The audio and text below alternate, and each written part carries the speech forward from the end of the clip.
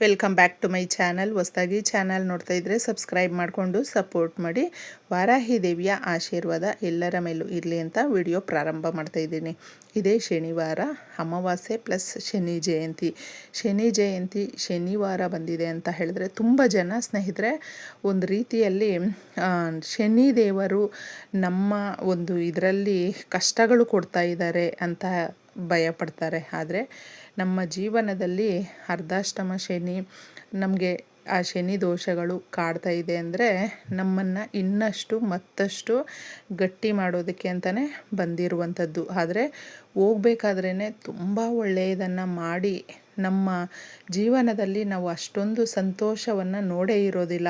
ಆ ರೀತಿ ನಮಗೆ ಕೊಟ್ಟು ಹೋಗ್ತಾನೆ ಶನಿದೇವರು. ಅದಕ್ಕೋಸ್ಕರನೇ ಯಾವುದೇ ರೀತಿಯ ಒಂದು ಶಿಸ್ತನ್ನು ನಾವು ನೀಟಾಗಿ ಫಾಲೋ ಮಾಡಬೇಕು ಅಂದರೆ ಶನಿದೇವರು ನಮ್ಮ ಒಂದು ದೋಷಗಳನ್ನು ನಿವಾರಣೆ ಮಾಡೋದಕ್ಕೆ ಅಂತಲೇ ಬಂದಿರ್ತಾನೆ ಅಂತ ನಾವು ಅಂದ್ಕೊಳ್ಬೇಕು.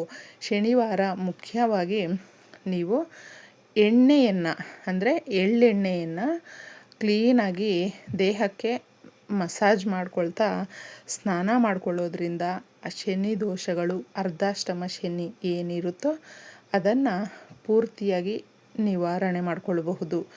ಇದನ್ನು ನೀವು ನೆನಪಿಟ್ಕೊಂಡು ಮಾಡ್ಕೊಳ್ಳಿ. ಶನಿವಾರ ಶನಿ ಜಯಂತಿ ಇರೋದರಿಂದ ನಾವು ಎಣ್ಣೆ ಪದಾರ್ಥಗಳನ್ನು ಯಾವುದೇ ರೀತಿಯಾಗಿ ಅಡುಗೆಗೆ ಹಾಗೂ ದೇವರ ಮನೆಗೆ ತಗೊಂಡು ಬರಬಾರ್ದು. ಇನ್ನು ಕಾಳು ಮೆಣಸನ್ನು ಕೂಡ ಬ್ಲ್ಯಾಕ್ ಪೆಪ್ಪರ್ ಅಂತ ಹೇಳ್ತೀವಿ, ಅದನ್ನು ಕೂಡ ಮನೆಗೆ ತಗೊಂಡು ಬರಬಾರ್ದು. ಕೆಲವೊಂದು ವಸ್ತುಗಳಿದೆ, ಅವು ನಮಗೆ ಅದೃಷ್ಟವನ್ನು ತಂದುಕೊಡುತ್ತೆ.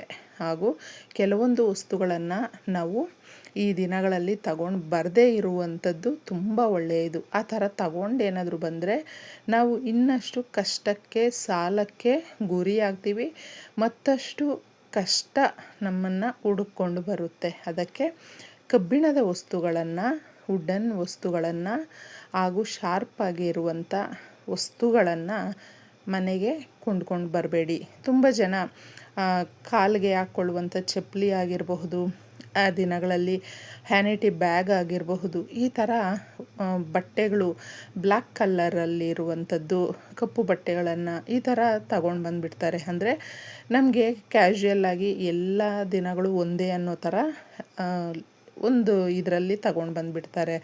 ಆದರೆ ಶನಿವಾರ ನಮಗೆ ಅಮಾವಾಸ್ಯೆ ಈ ಥರ ಜಯಂತಿ ಕೂಡ ಬಂದಿರೋದ್ರಿಂದ ನಾವು ಮುಖ್ಯವಾಗಿ ಕೆಲವೊಂದನ್ನು ಫಾಲೋ ಮಾಡೋದ್ರಿಂದ ನಮ್ಮ ಮನೆಯಲ್ಲಿ ಇರುವಂಥ ಸಮಸ್ಯೆಗಳನ್ನು ಬಗೆಹರಿಸ್ಕೊಳ್ಬಹುದು. ಮುಖ್ಯವಾಗಿ ಪಿತೃದೇವತೆಗಳ ಆಶೀರ್ವಾದ ನಾವು ಪಡ್ಕೊಳ್ಳೇಬೇಕು. ನೆನಪಿಟ್ಕೊಂಡು ಪ್ರತಿ ಅಮಾವಾಸ್ಯೆಗಳಲ್ಲಿ ಕೂಡ ಮುಖ್ಯವಾಗಿ ಕಾಗೆಗಳಿಗೆ ಆಹಾರವನ್ನು ಕೊಡಿ ಸ್ನೇಹಿತರೆ. ನಾವು ನಮ್ಮ ಮನೆಯಲ್ಲಿ ನಮಗಾಗಿ ಏನು ಮಾಡ್ಕೊಂಡಿರ್ತೀವೋ ಅದನ್ನು ಕೊಟ್ಟರೆ ಸಾಕು. ನೀರನ್ನು, ಆಹಾರವನ್ನು ಕೊಟ್ಟಾಗ, ಸ್ನ್ಯಾಕ್ಸು ಈ ಥರ ಏನೇ ಆಗಿರಬಹುದು ಕೊಟ್ಟಾಗ ಪಿತೃದೇವತೆಗಳ ಆಶೀರ್ವಾದ ಸಿಕ್ಕಿದ್ರೆ ಮುಕ್ಕೋಟಿ ದೇವತೆಗಳ ಆಶೀರ್ವಾದ ಕೂಡ ಸಿಗುತ್ತೆ. ಅದಕ್ಕೆ ಇದನ್ನು ಮಾಡಿಕೊಂಡ್ರೆ ಕುಟುಂಬ ತುಂಬ ಚೆನ್ನಾಗಿರುತ್ತೆ, ನೆಮ್ಮದಿಯಾಗಿರ್ತೀವಿ. ನಾವು ನಮ್ಮ ಮಕ್ಕಳೇ ಮುಂದಿನ ಭವಿಷ್ಯ ಅಂತ ಅಂದ್ಕೊಂಡಿರ್ತೀವಿ. ಅಂಥ ಮಕ್ಕಳು ಕೂಡ ತುಂಬ ಆರೋಗ್ಯವಂತರಾಗಿ, ಬುದ್ಧಿವಂತರಾಗಿ, ಜ್ಞಾನವಂತರಾಗಿ ಹಾಗೂ ಅವರ ಭವಿಷ್ಯವನ್ನು ತುಂಬ ಉಜ್ವಲವಾಗಿ ರೂಪಿಸ್ಕೊಳ್ಳೋದಕ್ಕೆ ಪಿತೃದೇವತೆಗಳ ಆಶೀರ್ವಾದ ಬಹಳ ಮುಖ್ಯವಾಗಿರುತ್ತೆ. ಇದನ್ನು ನೆನಪಿಟ್ಕೊಂಡು ಈ ದಿನ ಮಾಡ್ಕೊಳ್ಳಿ. ಯಾಕಂದರೆ ಶನಿದೇವರು ಕೂಡ ಅಪಾರವಾದಂಥ ಪ್ರೀತಿಯನ್ನು ತನ್ನ ತಾಯಿಯಲ್ಲಿ ಇಟ್ಕೊಂಡಿರ್ತಾನೆ. ಯಾರು ತುಂಬ ತಾಯಿಯನ್ನು ಗೌರವದಿಂದ ಪ್ರೀತಿಯಿಂದ ನಡೆಸ್ಕೊಳ್ತಾರೋ ಅವ್ರಿಗೆ ಯಾವುದೇ ರೀತಿಯಾದಂಥ ಶನಿ ದೋಷಗಳು ಹತ್ರಕ್ಕೂ ಕೂಡ ಬರೋದಿಲ್ಲ. ಅಷ್ಟಮ ಶನಿ ಇದು ಅದು ಅಂತ ಹೇಳ್ತೀವಿ ನೋಡಿ, ಅದು ಕೂಡ ಕಡಿಮೆ ಆಗಿಬಿಡುತ್ತೆ. ಈ ಥರ ದಿನಗಳು ಬಂದಾಗ ನಾವು ಅದನ್ನು ನೆನಪಲ್ಲಿಟ್ಕೊಂಡು ಮಾಡಿಕೊಂಡ್ರೆ ನಮ್ಮ ಜೀವನ ತುಂಬ ಚೆನ್ನಾಗಿರುತ್ತೆ, ಉಜ್ವಲವಾಗಿರುತ್ತೆ. ಚಿಕ್ಕ ಮಕ್ಕಳಿಂದ ದೊಡ್ಡವರ ತನಕ ಕೂಡ ನೀವು ಎಳ್ಳೆಣ್ಣೆಯನ್ನು ಮಸಾಜ್ ಮಾಡಿಕೊಂಡು, ಮನೆಯಲ್ಲಿ ಇಲ್ಲ ಅಂತ ಹೇಳಿದ್ರೆ ಪರವಾಗಿಲ್ಲ, ತಗೊಂಡು ಬರೋದಕ್ಕೆ ಹೋಗಬೇಡಿ. ಇದ್ದರೆ ಮಾತ್ರ ನೀವು ಕ್ಲೀನಾಗಿ ದೇಹಕ್ಕೆ ಅಪ್ಲೈ ಮಾಡಿಕೊಂಡು ಸ್ನಾನ ಮಾಡ್ಕೊಳ್ಳಿ. ಆರೋಗ್ಯ ಚೆನ್ನಾಗಿರುತ್ತೆ. ಹಾಗೂ ಏನೇ ದೋಷಗಳಿದ್ದರೂ ಮುಖ್ಯವಾಗಿ ಶನಿ ದೋಷಗಳಿಂದ ಮುಕ್ತಿ ಹೊಂದಬಹುದು. ಈ ದಿನ ನಾವು ಸ್ನಾನ ಮಾಡುವಂಥ ನೀರಿಗೆ ಈ ವಸ್ತುಗಳನ್ನು ಹಾಕಿ ಸ್ನಾನ ಮಾಡೋದ್ರಿಂದ ನಮ್ಮ ಒಂದು ದರಿದ್ರ ಬಡತನ ಏನಿರುತ್ತೋ ಅದೆಲ್ಲವೂ ಹೋಗುತ್ತೆ. ತುಂಬ ಜನಕ್ಕೆ ನಾವು ಸ್ನಾನ ಮಾಡೋದಕ್ಕೂ ನಮ್ಮ ಮನೆಯಲ್ಲಿರುವಂಥ ಕಷ್ಟಗಳು ದೂರ ಆಗೋದಕ್ಕೂ ಏನಿರುತ್ತೆ ಅನ್ನೋದು ತುಂಬ ಜನ ಅಂದ್ಕೊಳ್ತಾರೆ.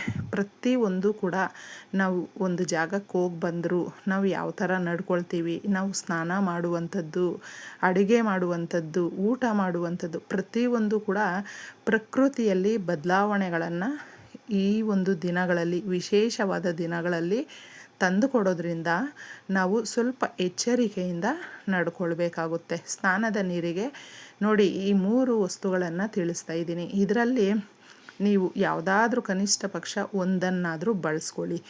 3 ಸಿಗುತ್ತೆ ಅಂತ ಹೇಳಿದ್ರೆ ಬಳಸ್ಕೊಳ್ಬಹುದು. ಫಸ್ಟು ನಾವು ಕಪ್ಪು ಎಳ್ಳು ಇದ್ದರೆ ಅದನ್ನು ಸ್ವಲ್ಪ ಹಾಕ್ಕೊಳ್ಬೇಕು. ಕಪ್ಪು ಎಳ್ಳು ಬಂದು ಶನಿದೇವರಿಗೆ ಬಹಳ ಪ್ರೀತಿಕರವಾಗಿರುವಂಥದ್ದು. ಇದನ್ನು ಹಾಕಿ ಸ್ನಾನ ಮಾಡ್ಕೊಳ್ಳಿ.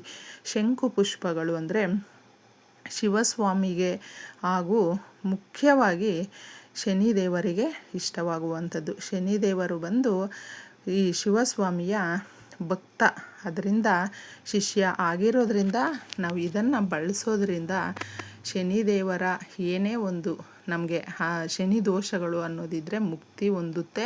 ಶಂಕು ಪುಷ್ಪಕ್ಕೆ ಅಷ್ಟೊಂದು ಅಪಾರವಾದ ಶಕ್ತಿ ಇರೋದ್ರಿಂದ ನಿಮ್ಮ ಮನೆಗಳ ಹತ್ರ ಇದ್ದರೂ ಅಥವಾ ಬೇರೆ ಕಡೆ ಇದ್ದರೂ ತಗೊಂಡು ಬಂದು, ಶನಿದೇವರ ಫೋಟೋ ಏನು ಮನೆಯಲ್ಲಿ ಇಟ್ಕೊಂಡು ಪೂಜೆ ಮಾಡೋದಿಲ್ಲ, ಆದರೆ ನಾವು ಶಿವಸ್ವಾಮಿಯ ಫೋಟೋ ಇದ್ದರೆ ಶಿವಸ್ವಾಮಿಗೆ ಅರ್ಪಿಸಿ ಹಾಗೂ ಸ್ನಾನದ ನೀರಿಗೆ ನಾವು ಹಾಕ್ಕೊಳ್ಳೋದ್ರಿಂದ ತುಂಬ ಲಾಭಗಳನ್ನು ನೋಡಬಹುದು. ಅದ್ರ ಜೊತೆ ಅದು ಸಿಗಲಿಲ್ಲ ಅಂತ ಹೇಳಿದ್ರು ಬೇವಿನ ಎಲೆಗಳು ಬರುತ್ತೆ, ಅದನ್ನು 1-2 ರೆಕ್ಕೆಗಳು ಹಾಕಿ ಸ್ನಾನ ಮಾಡೋದ್ರಿಂದ ಮುಖ್ಯವಾಗಿ ನಮಗಿರುವಂಥ ನಮ್ಮ ದರಿದ್ರಗಳು ದೂರ ಆಗುತ್ತೆ. ದರಿದ್ರ ಅಂದರೆ ಒಂದೊಂದು ರೂಪಾಯಿಗೂ ಕೂಡ ಕಷ್ಟಪಡ್ತಾ ಇರ್ತೀವಿ ಸ್ನೇಹಿತರೆ. ಯಾರಾದರೂ ನಮ್ಮ ಮನೆಗೆ ನೆಂಟರು ಬಂದರು ಅಥವಾ ನಮ್ಮ ಮಕ್ಕಳಿಗೆ ಕೂಡ ನಾವು ಅವರ ಇಷ್ಟದ ವಸ್ತುಗಳು ಏನೇ ಬೇಕಾಗಿದ್ದರೂ ಕೂಡ ತಗೊಳ್ಳೋದಕ್ಕೂ ಕೂಡ ನಮ್ಮ ಕೈಯಲ್ಲಿ ದುಡ್ಡು ಇರೋದಿಲ್ಲ. ಪ್ರತಿಯೊಂದಕ್ಕೂ ಕೂಡ ಸಾಲ ಮಾಡಿಕೊಳ್ಳುವಂಥ ಪರಿಸ್ಥಿತಿ ಬರ್ತಾನೆ ಇರುತ್ತೆ. ರಿಪೀಟೆಡ್ ಆಗಿ ಈ ಸಮಸ್ಯೆಗಳನ್ನು ಎದುರಿಸ್ತಾ ಇದ್ದರೆ ಇಷ್ಟನ್ನು ಮಾಡ್ಕೊಳ್ಳಿ. ಈ ದಿನ ನೀವು ಶನಿ ಮಹಾತ್ಮನ ದೇವಸ್ಥಾನದಲ್ಲಿ ಎಳ್ಳು ದೀಪ ಹಚ್ಚೋದ್ರಿಂದ ಅಪಾರವಾದಂಥ ಲಾಭವನ್ನು ಕಾಣಬಹುದು. ಬರುವ ಒಂದು ತಿಂಗಳಲ್ಲಿ ಬದಲಾವಣೆಗಳನ್ನು ಸಾಕಷ್ಟು ನೋಡಬಹುದು. ತುಂಬ ಜನಕ್ಕೆ ಆರ್ಥಿಕ ಸಮಸ್ಯೆಗಳು ತುಂಬ ಎದುರಿಸ್ತಾ ಇರ್ತಾರೆ, ಅದರಲ್ಲಿ ಸುಧಾರಣೆ ಕಾಣಬಹುದು. ಯಥೇಚ್ಛವಾದಂಥ ಧನ ಲಾಭವನ್ನು ತಂದುಕೊಡುತ್ತೆ. ಇಷ್ಟು ಮಾಡಿಕೊಂಡ್ರೆ ನಾವು ಜೀವನದಲ್ಲಿ ತುಂಬ ಚೆನ್ನಾಗಿರಬಹುದು. ಒಳ್ಳೆಯದಾಗಲಿ.